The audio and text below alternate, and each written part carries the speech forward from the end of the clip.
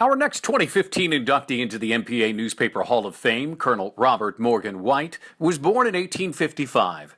Colonel White published his first edition of the Mexico Weekly Ledger on September 22, 1876. The colonel made the Ledger one of the state's leading newspapers, and he became one of Missouri's and the nation's journalism leaders. Colonel White earned his degree from Westminster College and was offered a contract to play baseball with the St. Louis Browns. He edited a college monthly where he acquired a taste for journalism. Always just and fair, he deplored dishonesty and misbehavior. He had little time or use for political demagogues or those in public life who used their positions for selfish purposes or to rob from the public. Apparently, the town could tell time by where the colonel was at any particular time. He was a large man, 6'3", about 180, dressed in black hat, rode a black stallion. Promptly at 6, he would show up at the Ledger to go to work. 9:45, he would go down the street to the coffee shop, find out what was going on in town with the various businessmen and farmers that may or may not be in town.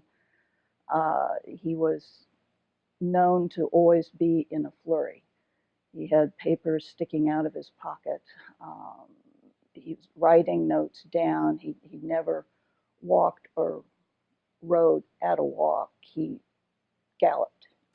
Colonel White served as president of the Missouri Press Association in 1885. His son, L. Mitchell White, 1921, and his grandson, Robert M. White II, 1984, served as MPA presidents and are members of the MPA Hall of Fame also.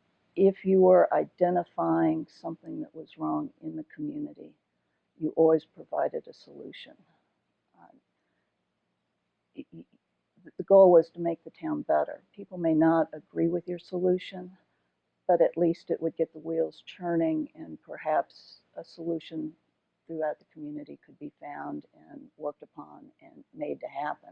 Colonel White was active as a member of the Missouri Press Association all his life and was at one time recording secretary of the National Editorial Association, now the National Newspaper Association, and vice president of the Western Federation of Writers.